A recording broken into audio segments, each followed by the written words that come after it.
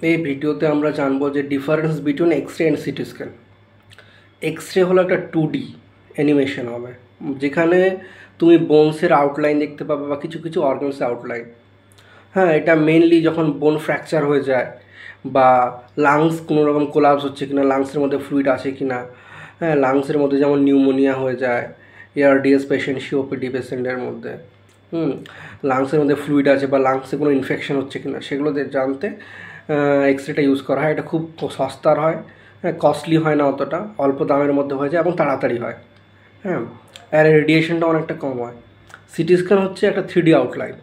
এখানে পেশেন্টসের মানে যত ধরনের ডিটেলস, এমার্জেন্সি ডিটেলস আছে সমস্ত কিছু পাওয়া যায়।